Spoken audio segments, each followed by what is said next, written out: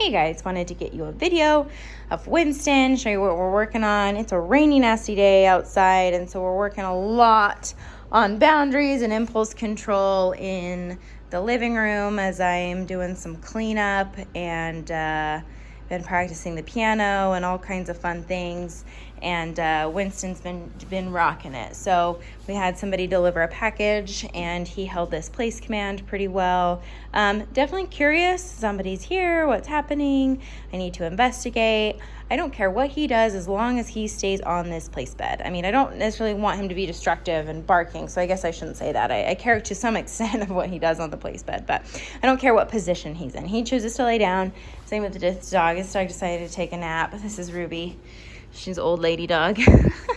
So yeah, Winston's doing really good with this. So this is a very, very functional command for him in the house. Now, it's not something that I keep dogs on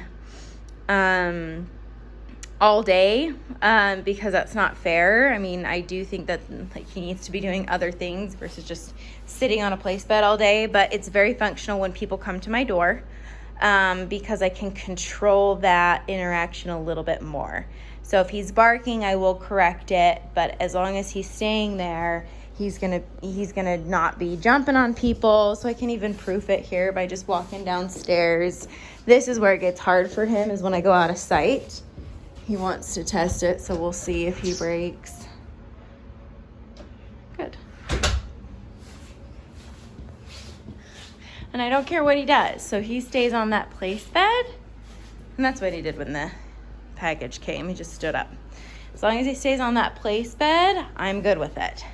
And as long as he's being quiet, not chewing on his leash, then I'm good with it. But it's really, really functional for interactions of people coming over. It's also functional around food. So when I'm eating dinner, I like to bring some dogs out with lots of place beds right here and just put them on their spot, you know, as we can work on some stuff around food. So food's really good, especially if you have little ones, which you do.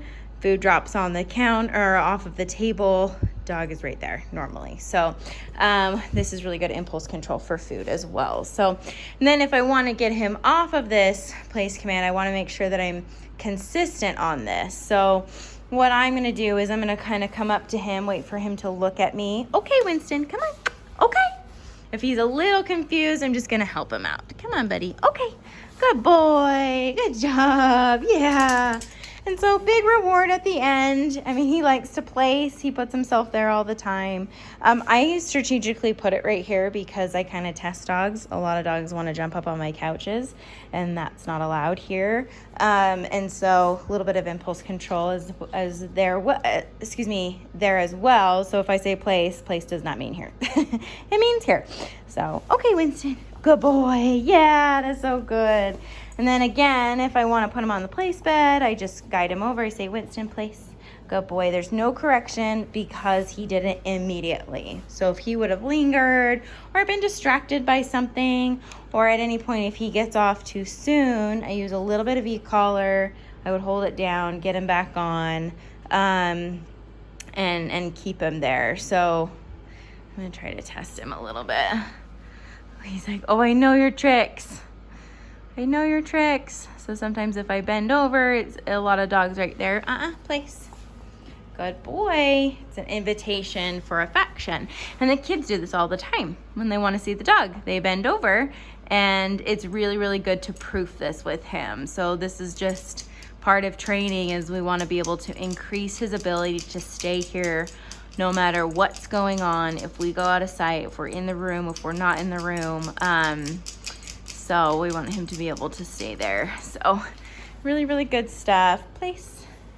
And I'm more concerned about paws than anything. So as soon as he gets a paw off, then I hold it down and get him back on. So at this point, I'm not having to use the leash a ton. I needed it there initially to release him. But now that he understands, I don't feel like I have to use it a bunch. Okay.